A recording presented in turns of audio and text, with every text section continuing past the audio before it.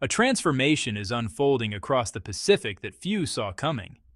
What began as Donald Trump's triumphant diplomatic march through Asia, a showcase of American economic muscle and political dominance, has morphed into something far more revealing.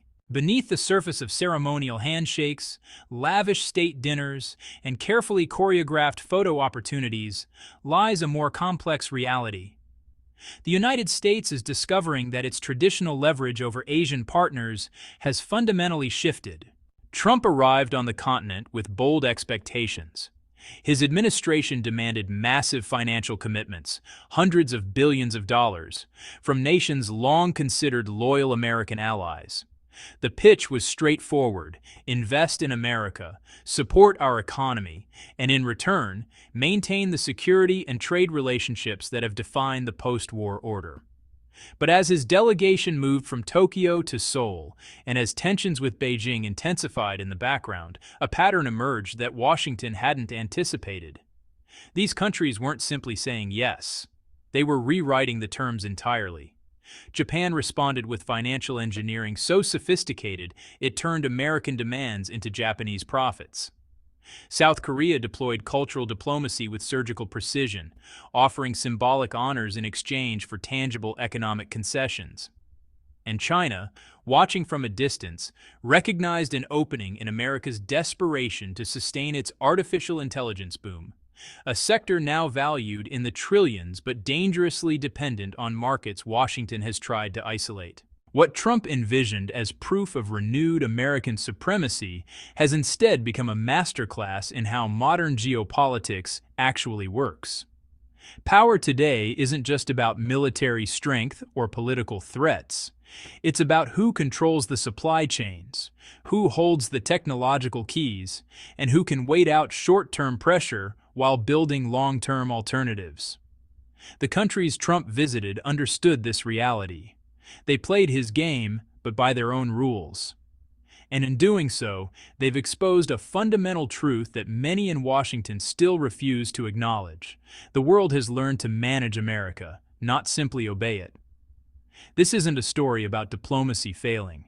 It's about diplomacy evolving in ways that reveal just how much the global balance has tilted while America wasn't paying attention. Trump's opening gambit took place in Japan, America's most steadfast ally in Asia. The visit carried enormous symbolic weight. Tokyo has historically positioned itself as Washington's most reliable partner in the region, a democratic, economically advanced nation that shares American concerns about China's rise. So when Trump arrived demanding $550 billion in investments, framed as a strategic partnership to strengthen both economies, many observers expected Japan to negotiate seriously, perhaps even comply substantially. What happened instead was a lesson in diplomatic artistry. Prime Minister Kishida's government appeared to embrace Trump's vision wholeheartedly. Meetings were warm. Public statements emphasized friendship and shared values. Trump even spent time on Japanese golf courses, enjoying the hospitality and personal rapport that Tokyo expertly cultivated. To casual observers, especially those watching through American media, it looked like a genuine meeting of minds, a deal that would pump enormous resources into the United States while deepening the alliance. But when financial analysts examined the actual agreement, a very different picture emerged. Of that headline-grabbing $550 billion figure, only a tiny fraction, somewhere between 1 and 2%, roughly $10 billion, would arrive as direct equity investment. The kind of money that actually flows into American businesses, creates immediate economic activity, or generates jobs that politicians can point to during election campaigns. The remaining overwhelming majority was structured entirely differently, as loans and loan guarantees. This distinction matters profoundly. A loan isn't a gift. It's a financial instrument that generates returns for the lender. When Japan provides loans to American projects, Japanese financial institutions earn interest over time. If the projects succeed, Japan profits. If they fail, the guarantees are structured to minimize Tokyo's exposure. Either way, Japan isn't transferring wealth to America. It's deploying capital in ways that benefit Japanese interests while creating the appearance of generosity. So, Tokyo essentially transformed Trump's demand for tribute into a profitable lending operation. American politicians get to announce these massive investments from Japan. Japanese banks, in turn, get to earn returns on secured debt. And the Japanese government, well, it maintains its crucial alliance with Washington without actually sacrificing much in terms of financial resources. Howard Lutnick, who was Trump's commerce secretary, inadvertently revealed the truth during the signing ceremony. Standing before cameras and dignitaries, he offered what sounded like a humble confession. "I'm sorry I let you down. I didn't quite reach 500 billion. I came a little short." His tone suggested disappointment, as if he'd failed to extract everything Trump demanded. But then he continued, explaining that these arrangements stem from something called the Japanese Strategic Investment Initiative, a mechanism created specifically in response to Trump's earlier tariff threats. That phrase honestly contains the entire story. This wasn't Japan capitulating to American pressure. This was Tokyo creating a framework that allows it to respond to Trump's demands on its own terms. The initiative channels private Japanese capital toward American projects through structures that protect Japanese interests. Most of the actual money comes from corporations like SoftBank, Toyota, and Mitsubishi, companies making calculated business decisions, not patriotic sacrifices. The Japanese government's role is limited to backstopping these arrangements only if private deals collapse, which rarely happens because the projects are vetted for commercial viability. In traditional Japanese martial arts, particularly judo, there's a principle called using an opponent's force against them. You don't resist a strong push directly. You redirect it, turning their momentum into your advantage. That's precisely what Japan accomplished here. Trump came demanding financial tribute.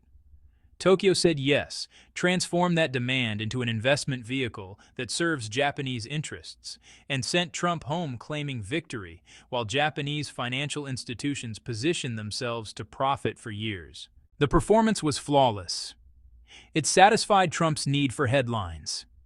It preserved the alliance Washington considers essential. And it demonstrated to the rest of the world that even America's closest friends have learned to protect their interests while maintaining the appearance of compliance. In diplomatic circles, observers couldn't help but admire the execution. It was kabuki theater at its finest, beautiful, elaborate, and concealing the real action beneath layers of performance. While Trump celebrated his diplomatic choreography in Tokyo, a far more dangerous challenge was emerging from an unexpected direction: the technology sector that America has long dominated. For years, Washington has wielded semiconductor restrictions as a strategic weapon. The logic seemed airtight. By preventing China from accessing the most advanced artificial intelligence chips, America could maintain an insurmountable technological lead. Companies like Nvidia, AMD, and Intel would continue designing chips that Beijing simply couldn't obtain, effectively freezing China's AI development at a manageable level. It was economic warfare through supply chain control, and for a while, it appeared to be working. But Beijing's response has exposed a critical vulnerability that Washington either overlooked or, honestly, underestimated. China retaliated by effectively severing Nvidia's access to what had been one of its largest and most lucrative markets. Chinese tech giants, companies like Alibaba, Tencent, Baidu, and ByteDance, had been purchasing billions of dollars worth of American chips annually to power their data centers, train their AI models, and support their massive user bases. When that demand disappeared overnight, the impact rippled through Silicon Valley's valuation models. Nvidia stands as perhaps the most dramatic example of this dependence. The company has become the third most valuable corporation on Earth, with a market capitalization that recently touched $5 trillion. That staggering number, larger than the entire economy of most nations, rests on a foundation of global demand. Investors have bid Nvidia's stock to astronomical heights because they believe the AI revolution will require ever-increasing amounts of computational power, which Nvidia's chips uniquely provide. But here's the problem. A substantial portion of that demand equation previously included China. When Chinese buyers vanish from your customer base, suddenly those trillion-dollar valuations start looking less like solid business fundamentals and more like speculative bubbles waiting for a catalyst to pop. Trump's team recognizes this danger. They understand that America's AI leadership, its stock market valuations, and its technological prestige are intertwined in ways that make China's cooperation not just valuable, but potentially essential. This creates an extraordinary dilemma for an administration that campaigned on getting tough with Beijing. To keep the American tech sector's valuations inflated and its growth story intact, Washington may actually need to reverse course and allow Chinese companies to purchase American chips again. Reports have emerged suggesting that Trump's advisors are exploring exactly this option. They're considering whether to permit sales of Nvidia's newest generation processors, the Blackwell B200 series, to Chinese buyers. The details remain murky. Some versions of the plan would allow full-strength chips to flow to China. Other proposals suggest a deliberately weakened variant, less capable than what American companies can access, but powerful enough to satisfy basic demand. The strategic calculation behind this potential reversal reveals just how complicated these technology conflicts have become. American policymakers hope that if Chinese companies can once again import high-performance chips from the United States, they'll slow down their own domestic research and development. Why invest billions in building your own semiconductor industry when you can simply purchase the world's best chips from Nvidia? This would keep Chinese companies dependent on American technology, preserve American market dominance, and generate the revenue that justifies Silicon Valley's valuations. But Beijing saw this trap coming from miles away. When China blocked Nvidia's older chip models from entering the country, the goal wasn't simply retaliation, it was strategic redirection. By cutting off access to American technology, Beijing forced Chinese companies to confront an uncomfortable reality. Long-term dependence on foreign chips meant permanent vulnerability. If Washington could restrict chip sales once, it could do so again at any time, for any reason. The only real solution was technological independence, even if achieving that would require years of expensive, difficult development work. And Chinese companies have risen to that challenge with remarkable speed. Huawei, the telecommunications giant that Washington has spent years trying to cripple through sanctions, recently unveiled its Ascend 910C processor. Independent benchmarks suggest this chip can perform approximately 800 teraflops. That's 800 trillion calculations per second. To put that in perspective, such computational power would have been unimaginable in a commercial chip just a decade ago. It's true that Nvidia's B200 can achieve roughly 3 times that performance, maintaining American superiority for now. But the gap is narrowing far faster than Western analysts predicted just 2 years ago. The real story isn't the remaining performance gap. It's how quickly that gap is closing despite China operating under the most severe technology restrictions ever imposed on a major economy. China's primary obstacle isn't chip design. That's something their engineers have proven increasingly capable of mastering.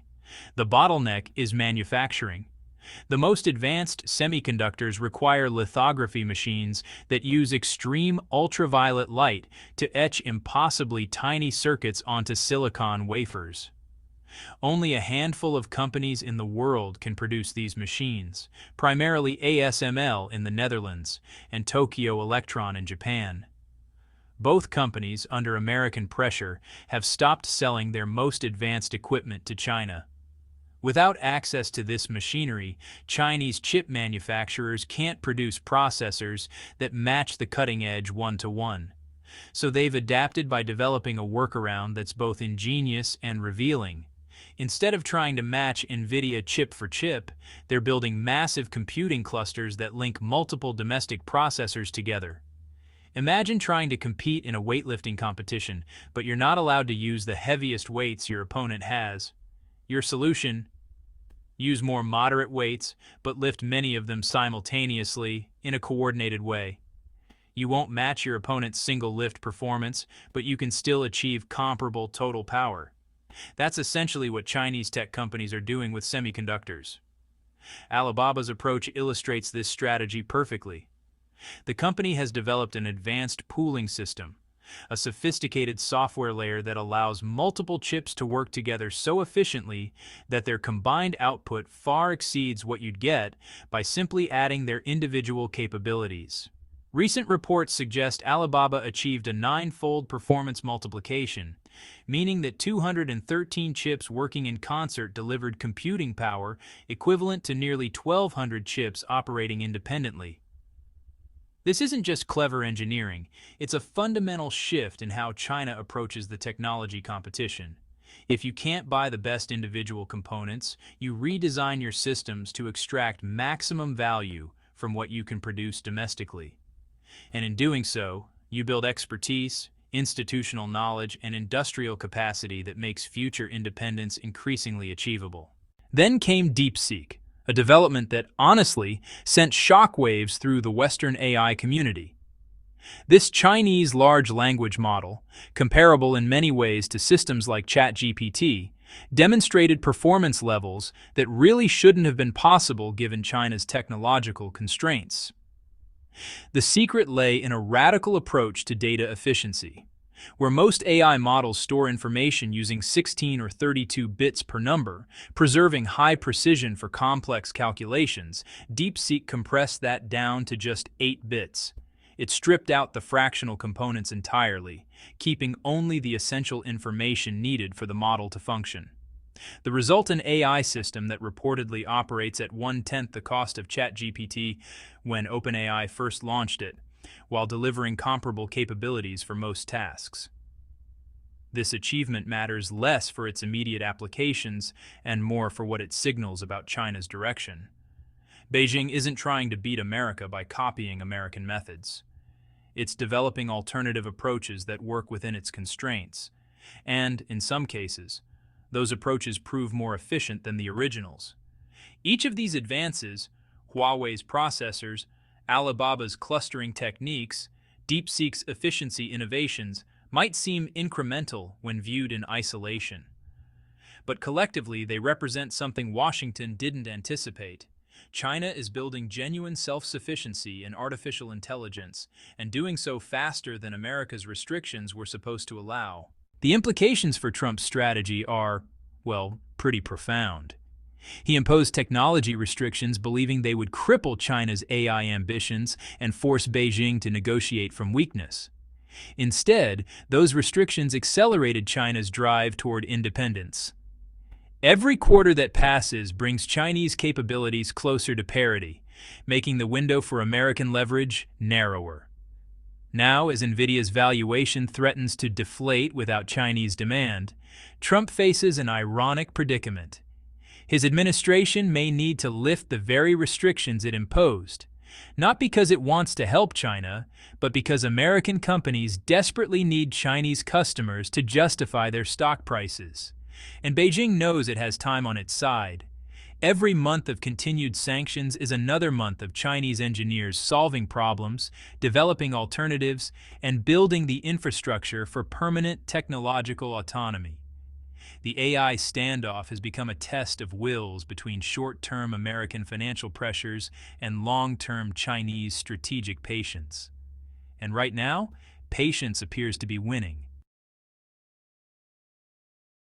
As this technology dilemma deepens, Chinese policymakers have recognized an opportunity to fundamentally reshape the terms of engagement. They're not rushing to help America out of its self-created predicament. Instead, they're setting conditions that would serve China's interests for decades to come. Behind closed diplomatic doors, Beijing has made its position clear. If Washington wants Chinese companies to resume purchasing American semiconductors, particularly Nvidia's coveted Blackwell processors, then the United States must first lift restrictions on two critical categories: rare earth materials and semiconductor manufacturing equipment. This demand strikes at the foundation of America's technology sector in ways most people don't fully appreciate. Rare earth elements are a group of 17 chemical elements with properties essential for modern technology. They make the powerful magnets inside electric motors and wind turbines. They enable the lasers and optical systems in advanced manufacturing equipment. They're components in, well, everything from smartphones to fighter jets to the guidance systems in precision missiles. Despite the name, these elements aren't actually rare in geological terms. But extracting and refining them is, honestly, environmentally destructive and economically challenging. China has dominated this industry for decades, not because it has a monopoly on deposits, but because it was willing to accept the environmental costs and invest in the processing infrastructure that other countries abandoned. When China restricted rare earth exports in previous trade conflicts, American manufacturers felt the impact immediately. Prices spiked. Supply chains seized up. Companies that had spent decades outsourcing these materials to China discovered they had no alternatives ready.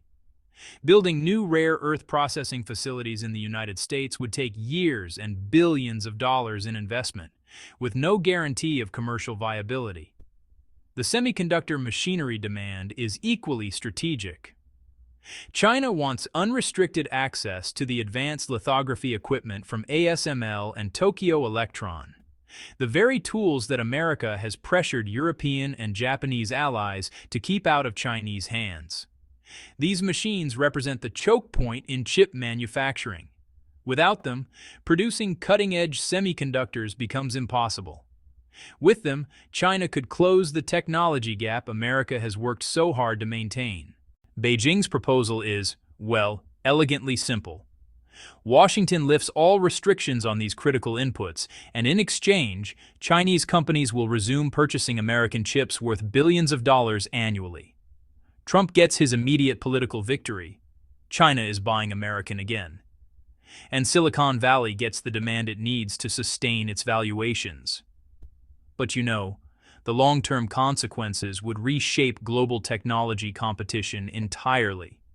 If China regains access to advanced manufacturing equipment, it won't need American chips indefinitely. It will use those tools to develop domestic alternatives, learning from American designs while building independence.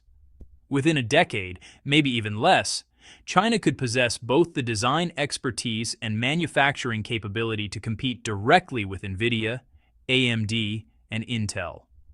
At that point, American semiconductor dominance ends not with a bang, but with a gradual erosion of market share as Chinese companies serve their own needs and export to the developing world. This puts Trump's team in an almost impossible position: refuse China's terms and watch American tech valuations deflate as Chinese independence accelerates anyway. Accept China's terms and trade short-term financial relief for long-term strategic disadvantage. American policymakers are slowly recognizing a reality that Asian strategists have understood for years.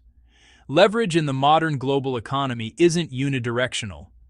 Yes, America designs the world's most advanced chips, but China controls the materials those chips require, manufactures the components that go into the machines that make the chips, and represents the market demand that justifies the investments in developing new chip generations. Power flows in multiple directions simultaneously, and the country that can be patient, that can absorb short-term pain while building long-term capabilities, often emerges stronger. Trump wanted to use semiconductor restrictions to force Chinese compliance. Instead, he's created a situation where America might have to concede on critical technologies just to prevent its own tech sector from collapsing under the weight of inflated expectations. Beijing hasn't won this confrontation yet, but it has successfully transformed what was supposed to be American leverage into a mutual dependency, one where China holds more strategic patience and longer time horizons. If Japan's approach to Trump was financial judo and China's was strategic patience, South Korea chose a third path: shameless, brilliant flattery combined with economic pragmatism. Seoul understood something fundamental about the American president. More than detailed policy arguments or economic data, Trump responds to symbolism, personal recognition, and visible displays of respect. So when he arrived in South Korea, the government orchestrated a ceremony designed to appeal directly to those instincts. President Yoon Suk-yeol presented Trump with a gold crown and the Grand Order of Mugunghwa, Korea's highest civilian honor, traditionally reserved for Korean citizens who have made extraordinary contributions to the nation. In the order's entire history, no American president had ever received it. The ceremony was elaborate, televised, and designed to position Trump as a historic figure worthy of Korea's deepest gratitude. Trump beamed throughout the event. The White House social media accounts proudly shared images of the president wearing the ceremonial regalia, accepting Korea's highest honors. To Trump and his supporters, it looked like clear evidence of America's renewed prestige and the respect Trump personally commanded on the world stage.